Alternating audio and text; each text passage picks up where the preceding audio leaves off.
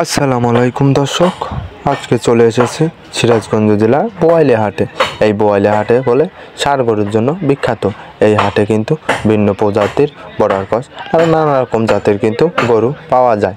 এখানে কিন্তু খুব সুন্দর পরিবেশে কিন্তু গরু নিয়ে এসে কিন্তু অনেক বিক্রি বা ক্রয় করে থাকেন তারা।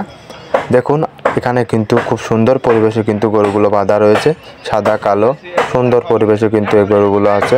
এক একটা গরুর দাম কিন্তু এক এক রকম। একটা গরু 50 থেকে 60, 60 থেকে 80 এরকম গরু কিন্তু ছোট বড় গরু কিন্তু আপনারা সব সময় বোয়ালিয়া হাটে কিন্তু পেয়ে যাবেন। বোয়ালিয়া হাটে কিন্তু এই ষাঁড় গরুর জন্য বিখ্যাত। আসুন একদিন চলে আসুন এই বোয়ালিয়া হাটে। আশেপাশ দিয়ে কিন্তু সুন্দর সুন্দর গরুর কালেকশন দেখাচ্ছে আপনাদের, দেখতে থাকুন পুরো ভিডিও। দেখুন এখানে কিন্তু খুব সুন্দরভাবে কিন্তু গরু নিয়ে এসেছে তারা, কালো সাদা সুন্দর পরিবেশে কিন্তু বাঁধা রয়েছে। এখানে দেখুন বিক্রেতা বলেছে যে গরুগুলো কিন্তু তারা বেশিরভাগ সময় দেখা যায় যে দাম পায় না, আবার কত সময় কিন্তু অনেক দাম পেয়ে থাকে।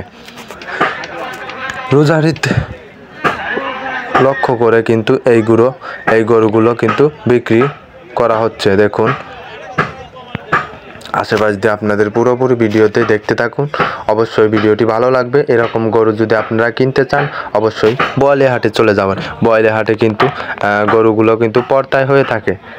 দেখুন যারা কুরবানি ঈদের জন্য গরু কি এখনই কিনে রাখতে চান তাহলে তারা কিন্তু কিনে রাখতে পারেন। এখানে কিন্তু ছোট বড় সুন্দর গরুগুলো কিন্তু পাওয়া যায়।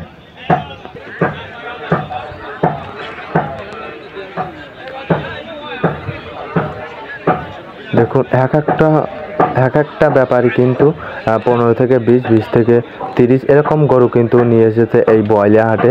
বোয়ালিয়া হাটের কিন্তু গরুরই মেলা দেখতে পাবেন, গরুরই মেলা, খালি গরুই, ষাঁড় গরু। এখানে কিন্তু বিখ্যাত ষাঁড় গরুর জন্যই।